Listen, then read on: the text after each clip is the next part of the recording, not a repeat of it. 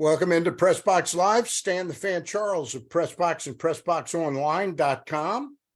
And with me, as always, on these Monday excursions into the world of baseball is the old 0.2 percenter left-hander Ross Grimsley joins me. And we're going to be talking to the former general manager of the Baltimore Orioles and talk about how much credit he deserves and what he thinks of the job that Mike Elias has done since taking that job. But now I got to tell you, in addition to the Costas Inn, we're brought to you by the folks at Superbook Sports. That's right. Now's the time to place your baseball postseason bets and your preseason or your regular season football bets with Superbook Sports. Superbook is the most trusted name in Vegas, and now you can use promo code StanCharles23 to score up to $250 with their first bet bonus. Win or lose, they will match your first bet up to $250 with promo code StanCharles23, all one word with no spaces. If you've got a gambling problem, call 1-800-GAMBLER. We'll tell you a little bit more about Superbook as we go on, and we'll also tell you about the Costas Inn. Dan Duquette is with us, and Dan, I appreciate the time. How are you? I'm good, Stan. Glad to be on talking with you guys. How are you, Ross? Wonderful. We call. Where you at, Dan? Well, where are you at now? Wilmington, North Carolina. North Carolina. Okay. Yeah. We were going back and forth between Wilmington and Cape Cod, and we're full time in Wilmington now. Good. Yeah. All right. I just wanted to explain the 0.2 percenter.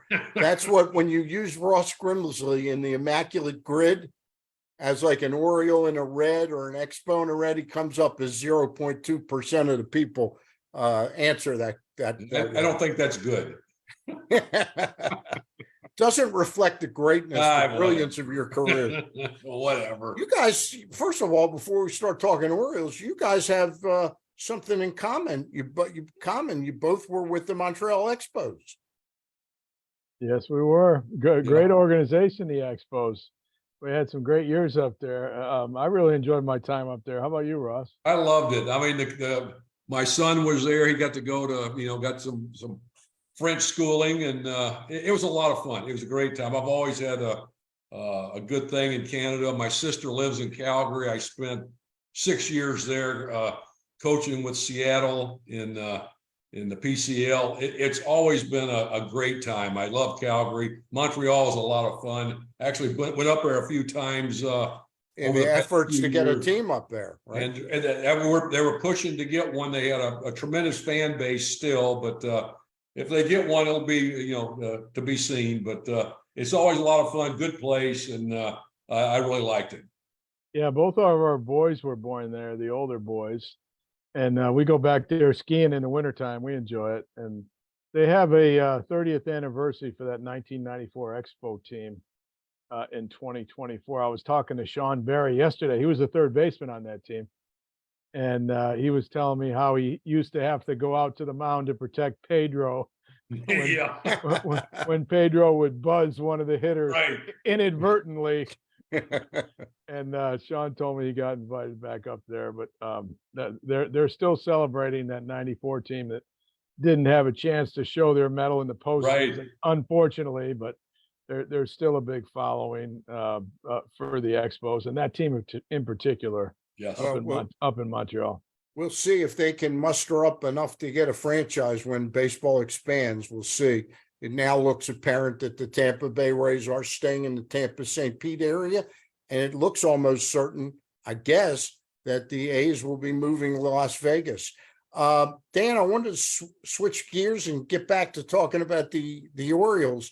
I've never forgotten you since you left town because we do this quite a bit, and I always appreciated your work under some trying circumstances in Baltimore. Did it please you that Mike Elias gave you some love when interviewed right after clinching the playoffs? Yeah, that was nice. Several people sent that to me. They sent me that clip, and I appreciated Mike recognizing me, my staff, and the work that we did in contributing to this Oriole team. And it's a historic turnaround that he's overseen. Of course, we started it when we started the trades in 18, And at that time, I said, when you renovate a house, a lot of times it's a lot easier to tear down the foundation and to start over, which is what we did when we started our trades with Machado and Zach Britton and others. But I'm always heartened when the players that we bring to an organization do well, and I think that's a good reflection on the work that we did during our time there. And I'm always reminded of the metaphor that the great coach Bill Parcells says, and he says you got to leave some groceries in the cupboard when you move out. And I was glad that Mike acknowledged that we left him some good groceries in the cupboard as he has led the Orioles back into the playoffs again. How different was the job when you took over? Because I guess you would say that Andy McPhail left you some nice pieces as well. How different was the job that you had from when Mike took over? Because clearly the team was in transition with Peter's health and the way they were going to be able to, spend money. So how different was that job? Well, I think the job is the same. Andy had made a couple of trades to rebuild the club, and he had a pretty good foundation of players on the club from some trades that he made. And the job when I got to the Orioles was to go out and to build the pitching staff and to continue to draft well so that the team can be competitive. If you remember, the Orioles hadn't been competitive in 14 years. Yes, I do remember. Prior to the time that I got there, and we were able to turn around in 12, and we had 5 good years there with the team where we were very, very competitive and made the playoffs 3 times. And I think that job was to leverage the players that we had and make the most of it. Mr. Angelos, of course, had owned the team for a long time, and he wanted to see the team become competitive. And we tried to get the championship that everybody wanted. Of course, all the fans did. But the fans came out and supported us terrifically, right? In 12, then we got a little bit closer in 14, and then of course we made the playoffs in 16, and then we had to start the tear down. After we started the tear down, Mike had the benefit of the team drafting high in the draft for several years, and of course the team did a great job when they took Rushman and Gunnar Henderson in the first draft, and they've been able to add to the depth of the organization, and you've seen it in the results on the field this year. Ross, go ahead. Yeah, Dan, are you surprised with the success, this much success they've had, or was that expected? This soon, or did you think it would take a little longer? No, frankly, Ross, I was not surprised at the success that this team has had, particularly after they did well last year. Over the course of the year, I think last year they had a ridiculously low payroll, like 35 million, and they won more games than they lost. But it didn't surprise me at all, because a lot of the players that we drafted and signed with the club, they just need a little bit of experience at the big leagues to really get their feet on the ground. And you've seen what Cedric Mullins has been able to do. I mean, he's the only 30-30 guy in the history of the club. And he represented the U.S. in the WBC. And then Austin Hayes was an all-star. He emerged. He showed his tools. I mean, he's a 5-tool player. One player that Mountcastle got to 50 home runs quicker than any other Oriole in history. So he had some very uniquely talented players there. The player that I really get a kick out of seeing is Anthony Santander. He hit his 100th home run. I don't know that I've ever enjoyed watching a player hit the ball out of the ballpark.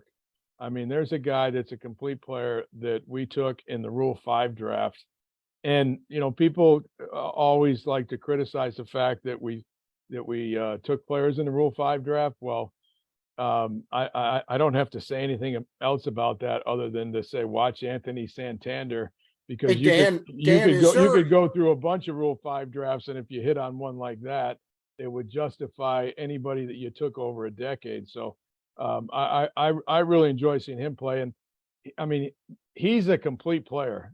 You got a switch hitter, power from both sides of the plate, and he plays his position good, and he can hit. He can hit when you need a hit. Keith real quick, Bodie told me about him when he was first picked up. I was just going to ask you, Dan, is there a story behind that? Because I know he had shoulder problems and Cleveland thought they could sneak him through, that nobody would know about him.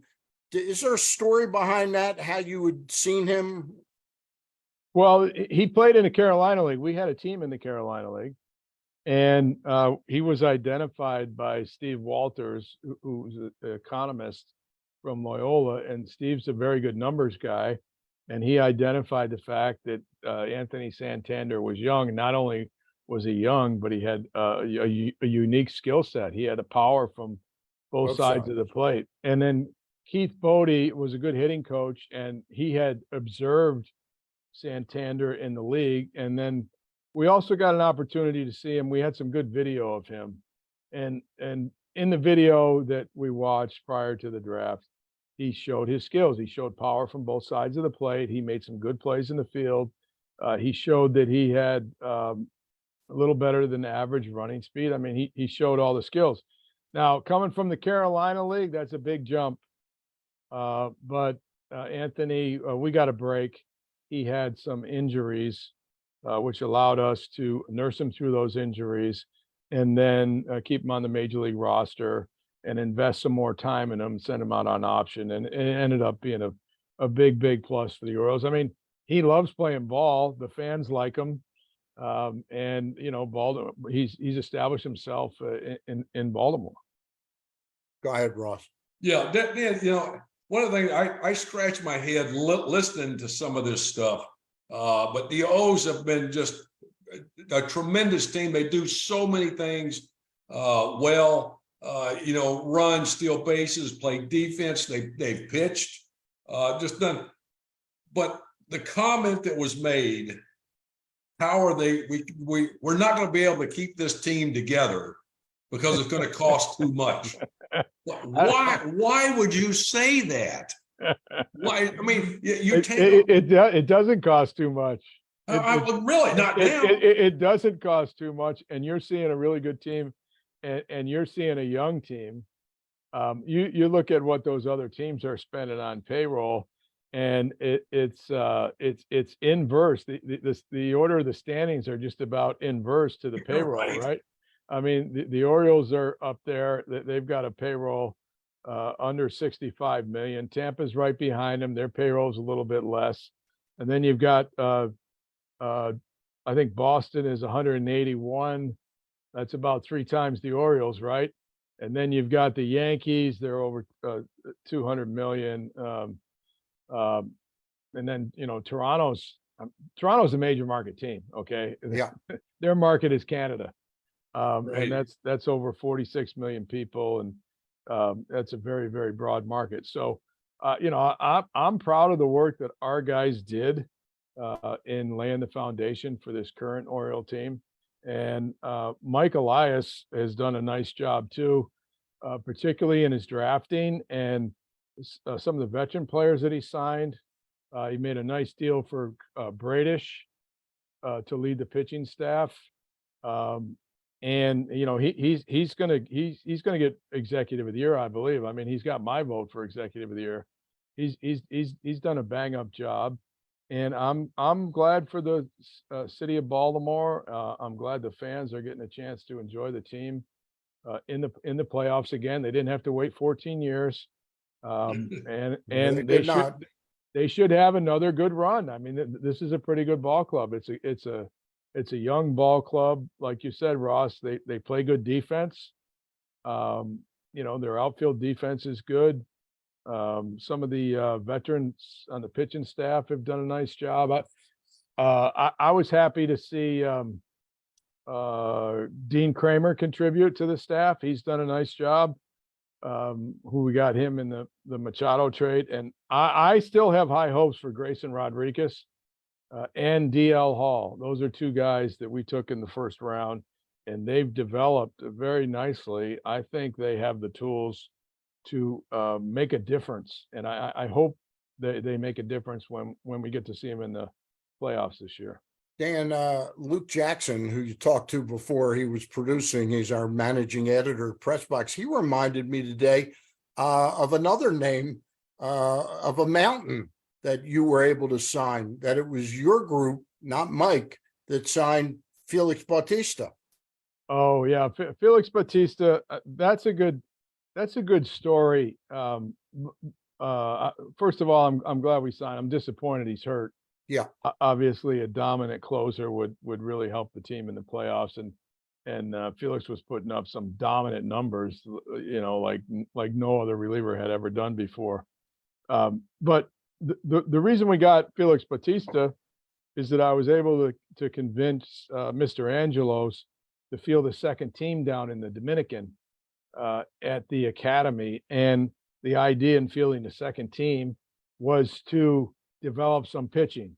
And lo and behold, we found a pitcher, and we found a good one in Felix Bautista, who was released by the Marlins at a young age. He had the big size, he had the big arm. He came to our place for a workout, and we were able to sign him. And he certainly had an impact on the ball club this year. But that was money well spent on a plan to develop some more pitching, and lo and behold, we ended up getting a good pitcher out of it. Dan, you probably know Mike Elias and who he chose to head. He had the benefit of getting some funding for expanding international scouting, and they are spending a fair amount of money down in Latin America now. Kobe Perez is his lead guy in that effort. Is it quite possible, even though you pointed out the great drafts he's had, that the real secret of the Orioles' long-term success might be that all of a sudden 3 or 4 years from now, we're looking at the rotation, there's 1 or 2 starters that have signed down there, and maybe another player or two on the diamond? Well, I've always been a big proponent of being aggressive on the international market for scouting, and unfortunately I couldn't convince Mr. Angelos of the merits of that. Mike has been able to expand his international recruiting efforts, and a club that tries to compete without being aggressive on the international market, to me, that's like going into a fist fight with one hand tied behind your back, because they're spending money in Toronto, they're spending the money in Boston, the Yankees are spending the money, the Red Sox are spending the money. I mean, the Tampa Bay has a very good international operation. So Yep. If you want to compete in the American League East, and it's still the toughest neighborhood going, it's still the toughest division to go. I mean, you see how the American League East teams beat up on the rest of the league, and you'll probably see 3 teams from the American League East in the playoffs this fall, along with the Orioles. So, I mean, that's a tough division, and being aggressive on the international market, I think if you're going to be good year in and year out, is vital. Ross, go ahead. Yeah, Dan, teams like San Diego, the Mets, the White Sox, and even the Yankees, guys have some really good players. Why are they having the problems they're having? Any idea? I don't know. There was great expectations in New York with the Mets. Their pitching staff broke down. It broke down from the start of the season when Diaz got hurt in the WBC, and then a couple of guys on their rotation had injuries. Quintana went down. Didn't get off to a good start. So I mean, you can point to the pitching staff for the breakdown of the Mets, and the expectations were raised significantly when that club went out and was aggressive on the free agent market. I mean, that club, for example, you compare that club to the Orioles. The Orioles' overall payroll is $63 million. The Mets are spending over $100 million in tax. Okay, in addition to their payroll. So that gives you a good idea of the quality of the players on the Baltimore roster, if you will. I mean, compared Right. to some of these other teams. I mean, the Yankees for years have been good. This is their worst record in a number of years. Um, they just got a lot of ball players on their roster that are un-Yankee like. Yeah. I mean, when I tune into the Yankees, I just said, who are these guys? Right. They don't look like they don't look like the New York Yankees, I'm used to playing against. Yeah. So I expect that, they'll improve their club. I haven't seen that much of San Diego. They seem to have a lot of talent. Right. I really don't know why that things haven't gelled out there. Dan, can I jump in and ask you? One of the things I see when I watch San Diego is you don't see the esprit de corps among the team that you do when you watch the Orioles. These guys genuinely are enthusiastic in rooting for each other. Is that something? Is it because of the money that they're kind of mercenaries, and the Orioles don't have any mercenaries yet? Is that part of it? The Orioles have a lot of energy. They have young ball players that are Right. interested in playing and interested in putting up the numbers so they can make some money, right? So that's a hungry group of ball players, and you can see it when they come out to the ballpark.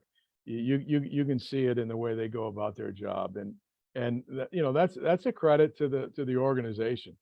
Like I said, I don't know. I don't know about San Diego. I have no idea why they're not playing. There's plenty of talent assembled on that roster. Why they're not as productive as they have been in years past. That's a question for their management team. I don't have any idea. Let me just throw one thing out. They had a great year last year. They lost to the Phillies in the NLCS. And the first thing that Manny Machado did when he got to spring training was talk about, I'm going to leave if they don't sign me now. Instead of saying, hey, my contract will take care of itself, he put himself before the team. That to me hurt them about as much as Diaz going down for the Mets.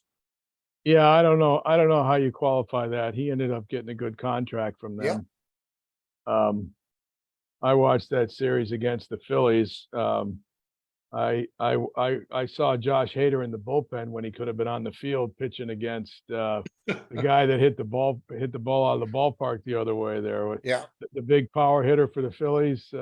Guy named Harper. Yeah, Harper. Yeah. So I'm not sure what Hader was doing in the bullpen with the pennant on the line, considering he's the best reliever in the National League. There was an opportunity to use him in the game. I don't know, maybe he was saving him for this year. Yeah. Ross, grab one more, and then I got one more. Yeah, and what I was getting at, Dan, I just wanted to hear your thoughts on those two particular teams. But the White Sox were another team that I thought would be better. And just listening to some of the people that got traded to other teams from the White Sox and talking about how, well, the guys come and go as they want, they do what they want. Then the guy goes to the Yankees, this guy, and he says, well, I've never seen everyday players work as little as they do. So, yeah, I start scratching my head. I go, wait a minute. But then you talk about the Orioles, and I've talked to several scouts that have seen their minor league system and what they do. He says they're very talented, very athletic. They work on little things. They do all the little things very well. So obviously that shows at the big league level, these guys that are coming up. Some of these other teams, you watch some games and their stuff you see that you've never seen before as often as you see it. So you kind of scratch your head. But I think the Orioles are doing a lot of good things.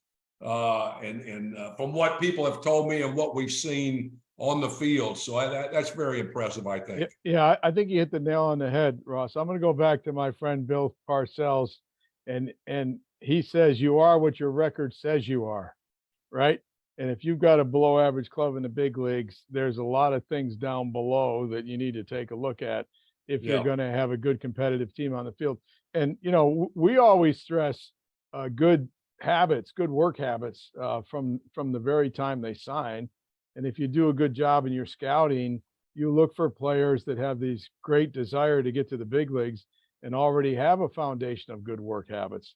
And then you show them what good work habits are. And then if you have good players in the big leagues, and I'm thankful that we had some players that were established in the big leagues that have developed into leaders on that big league club, and they work hard and they show the work ethic to the younger guys. Now now you're in business. Now you got a Right. pretty darn good organization, and that's why you're seeing the Orioles at the top. A lot of the good habits that are stressed in the minor leagues and player development that we started have certainly been cultivated and have continued on with all these players that were drafted by the Orioles coming up to the big leagues and making a substantial contribution to the club. Dan, my last question today, and I reserve the right to give you a buzz in the next couple of weeks. If the playoffs get interesting, maybe we'll have you back on, was to ask you to handicap just how far this Oriole team can go. The Orioles are a good ball club. I've seen them quite a bit this year. I watched them very intently when they played the Braves early in the season, Yep. and they had 3 close games. Those could have went either way. Uh-huh. The Orioles ended up winning one of them. They could have won 2 and possibly 3. But the Orioles match up pretty good against all the ball clubs in the American League, and they match up favorably with the Braves. The Braves are very, very strong, very, very strong offensive club, and they'd have to be favored over anybody. But the Orioles have good depth, and I believe that if the Oriole young pitching comes through in the playoffs, this team could be in charge of their future and how far they really go. We were remiss, Dan, at mentioning that I'm pretty sure you were the one that signed John Means as well, who has come back from Tommy John surgery. Didn't John look great the other night? He looked fantastic. Fantastic. There's a guy that knows how to pitch, and I'm glad to see that he's back. He can have a leadership role with the ball club. No question about it. I mean, he's got the pitches. He has a good temperament. He's got excellent control, and let's see how far they go. I mean, John's been a top contributor, and I'm glad to see that he's contributing again. Dan, I'm a big fan, and when Ross asked the question about the Mets, the Yankees, the White Sox, and San Diego, I wanted to blurt out none of them had the good sense to bring Dan Duquette in to run baseball operations. They're lost. Yeah, well, no, I appreciate that, guys. I'm sure I could help a lot of these clubs. I know you could. I'm glad for the owners, the city of Baltimore, the fans, Mike Elias, the whole organization, that the Orioles are back in the playoffs. Thank you, Dan. Really appreciate it. You can sign off. Ross and I are going to say a couple words between us. Thank you very much. Thanks, Dan. Thank you so much. Talk to you later. Right. See you guys. All right. Bye-bye. All right. There he goes, Dan Duquette. And Ross, I got to tell you a little bit about the Costas Inn, and then Yes, I want sir. to talk to you a little bit one-on-one for a couple of minutes. The Costas Inn, located at 4100 North Point Boulevard. Take this phone number down. Maybe you can tack it on your bulletin board or magnet it on your refrigerator. 410-477-1975. That's the phone number.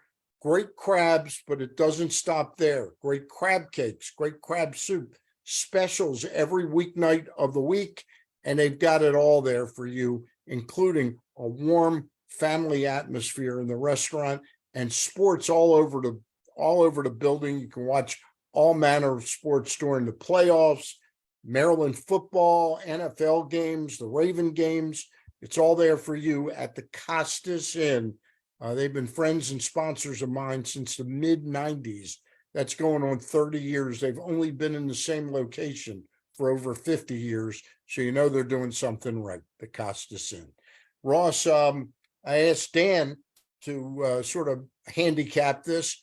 Do you think the Orioles can get to the World Series? Stan, I really do. I think they're just watching them play. I mean, these guys are just going out having a good time. They're good. They're a good team. They play. They do all the little things as well as any of the other teams. And I think they're 1-2. Atlanta and them. And I really think, and I said it before, I put some money on them to get the World Series and maybe some money on them to win it. But again, the pitching is the big thing, especially the bullpen now with Batista not there. Hopefully Wells can fill in and do something. But having John Means back and doing what he's doing, if he can continue to do that and obviously stay healthy, he could be a big piece of this team in the playoffs. Ross, Luke informed me before we signed on live on the air. Luke Jackson said that as we were talking, this is about 3:45, that Felix Bautista was actually doing pitching what's it called? Simulated game. Simulated game. If he's at that level, is there actually a chance that they might activate him? Who knows what type of injury this is, how serious it is. And obviously if he can pitch and not do any more damage, then I guess he can be available and hopefully be effective. But I don't think they would use him if there was a chance to damage it more. Maybe, they might be saying, well, you can't do it. You can't hurt it any worse. Well, I mean, if he can pitch and he's not in pain, if he's in pain, and it bothers him, it's going to take away from his effectiveness because he's going to favor that. And think about it. Yeah. Now, you don't want to be, with a sore arm and think about that more than you can think about your pitching, because that will take away from your effectiveness. You brought up something last week. If they did an MRI on every pitcher in the major leagues, so that's like 13 times 30, that's like 330, 60 pitchers. How many of them would show tears of some level? And even the guys that did play, that aren't playing, believe me, I've already had this done, and knees, shoulders, elbows, and stuff. I mean, there's some type of damage because this is not a natural movement. No, for a human body, to do this, and and especially now with the stress they put on the arm and body trying to throw as hard as they want you to throw and break off breaking balls as hard as you can on a consistent basis. There's going to be some injuries, and we're seeing that, and there'll be some damage, and hopefully, a guy can last for a few years and they can get the most out of him that they can before he breaks down. So hopefully Batista is going to, he'll be a big help if he can no pitch. question about it. Yeah, and not be not worry about his arm or be hurt and think about that, because like I said, you start thinking about your injury or you're sore, it's going to take away from your effectiveness. All right, he's Ross Grimsley. Next Monday, Luke, Ross, and I will preview the playoffs. They'll probably start, I'm assuming, on Tuesday next week. A week from today, actually. Right. I'm sorry, because today's Tuesday. We always usually get together on Monday. This week we didn't because of the Jewish holiday Yom Kippur. I'll look forward to talking to you next week. And I'll just remind everybody that we've been brought to you by Superbook. They're the most trusted name in Vegas, and now you can use promo code StanCharles23 to score up to $250 with their first bet bonus. Win or lose, they will match your first bet up to $250 with promo code StanCharles23, all one word with no spaces. Don't miss out this season. Win some money with Superbook Sports and promo code StanCharles23. Visit superbook.com for terms and conditions. Gambling problem? Call 1-800-GAMBLER. For Luke Jackson, Ross Grimsley, I'm Stan the Fan, and a big shout out to Dan Duquette for joining us. We'll talk soon. Thursday, I'll be on with Jeff Newman and Mike Hankin of the Maryland 5-Star Classic coming up out in Cecil County in about 3 weeks. Bye. Bye for now.